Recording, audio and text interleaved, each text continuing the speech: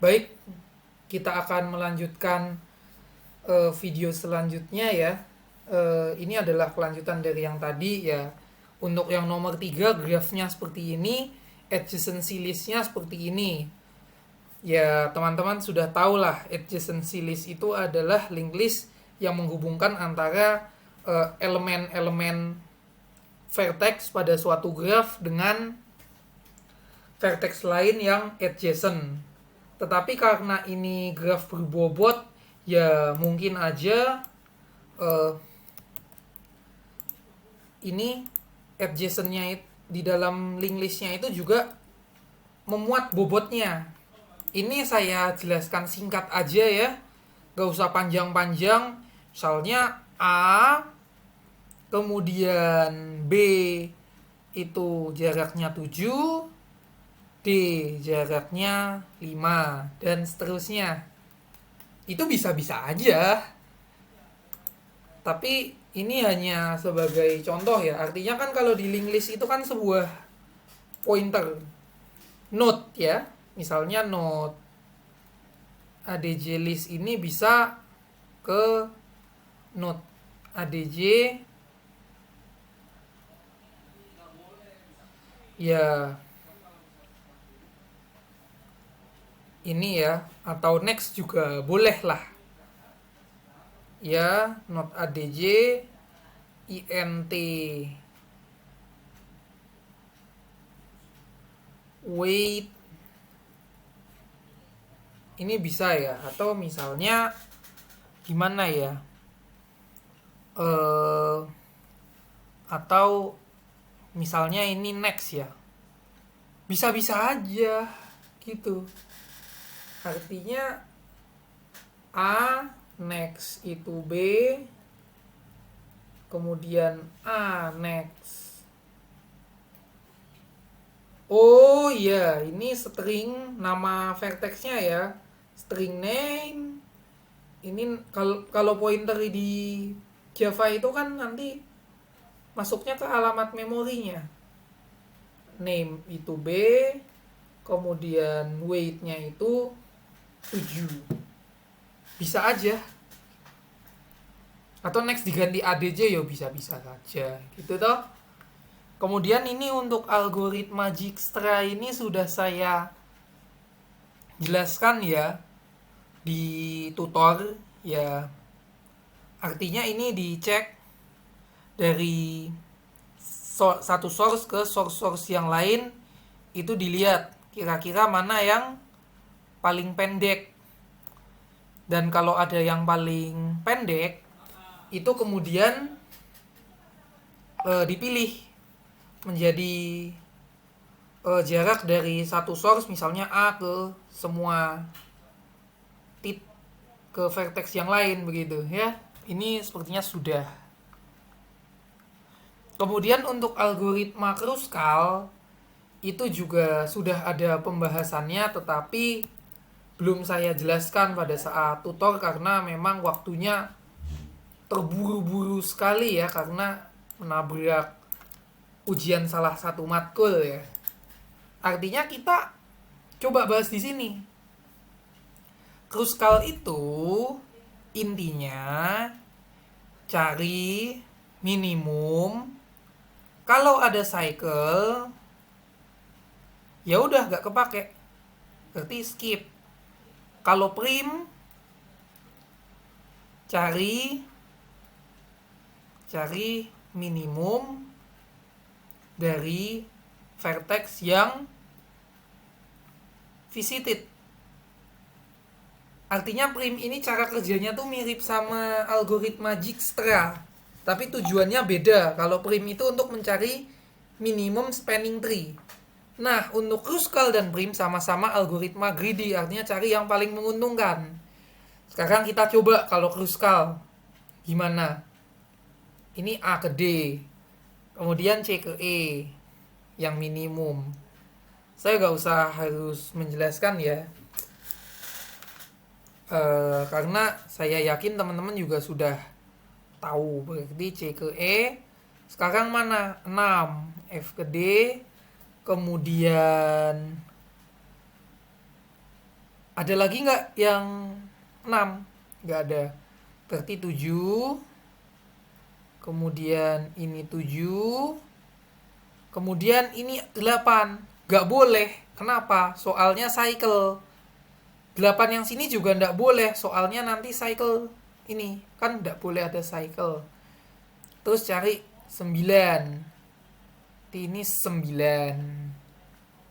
Artinya minimum spanning tree-nya ini.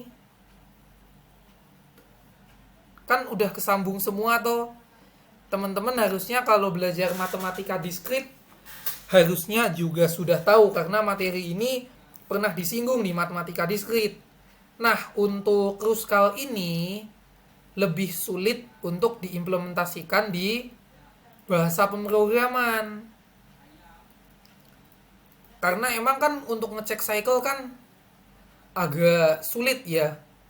Tapi teman-teman jangan khawatir karena di Gigs for Gigs pun juga sepertinya banyak ya karena ini algoritma yang cukup terkenal. Sekarang kita akan coba menggunakan algoritma prim. Prim ini mirip ya seperti Dijkstra, cuman tujuannya berbeda. Artinya kita mulai dari A. Nih. A ke D. Mulainya dari mana aja boleh. Kemudian cari mana yang paling dekat.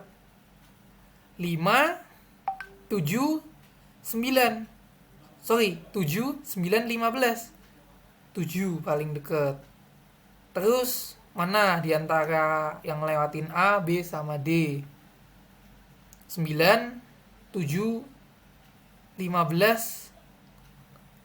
Terus ini 6. Oh iya, berarti ini harusnya 6 dulu ya. Karena kan yang paling dekat kan 6. Kan 7, 9, 15, 7. Kemudian 6. Ya yang lewatin A sama D. Itu paling dekat yang 6. Kemudian cari lagi. Di F ini mana nih yang udah ngelewatin A, D, sama F? Paling dekat mana? Oh ini 7 ya. Coba saya rapikan dulu ya. 7. Sebentar kok. 7. Lalu yang dari B. Mana yang paling dekat? Oh ini 7 lagi. Gini. Terus mana yang dari E ini? Oh berarti 5. Kemudian ini mana? Ini tidak mungkin ya, ini cycle. Ini juga tidak mungkin cycle. Padahal ini harusnya yang paling dekat. Tapi karena cycle ya enggak. Berarti ini di sini. Kemudian apakah ada yang belum tersambung? Ternyata ini sudah tersambung semua. Berarti ya udah. Itu kalau menggunakan algoritma prim. Saya pernah baca di buku Introduction to Algorithm itu sebenarnya masih ada algoritma untuk menentukan spanning tree yang lain, tapi saya juga tidak tahu itu algoritmanya pakai apa. Apakah lebih efektif dan lebih benar hasilnya dan semacamnya. Ya minimal tahulah Kruskal sama prim. Teman-teman juga udah belajar di matematika diskrit. Kemudian untuk hash saya juga sudah menjelaskan panjang lebar. Artinya kita akan bahas untuk rata-rata pencariannya saja ya. Kita akan bahas kalau untuk rata-rata kompleksitas operasi itu kalau misalnya insert itu ini jumlah probing, semua jumlah probing ya, maksudnya jumlah sampai ketemu itu harus berapa kali gitu. Dibagi jumlah data. Saya kan tadi di soal kan 13. Berarti ya 13. Tapi kalau searching dan deletion itu jumlah probing dibagi dengan jumlah elemen ukuran array-nya. Berarti 17. Kenapa? Lah, kan nyari itu kan di semua dari 0 sampai 16. Dan bisa aja nggak ketemu. Kalau misalnya searching data, terus nanti udah probing berkali-kali tapi nggak ketemu, ya pasti akan sangat lama gitu. Karena kan dicek sini ada nggak ada, di sini ada nggak ada, itu lama. Artinya ya seperti inilah, di tutor juga sudah dibahas.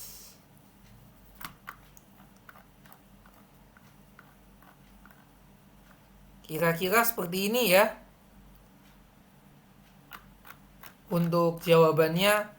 Teman-teman juga sudah tahu metode linear probing, quadratic probing, double hash, sama separate chaining. Kalau linear probing itu kalau misalnya nabrak atau udah ada datanya, langsung cari sebelah-sebelahnya. Kalau kuadratik itu diloncatin. Ini bisa jadi lebih cepat tapi bisa jadi lebih lelet.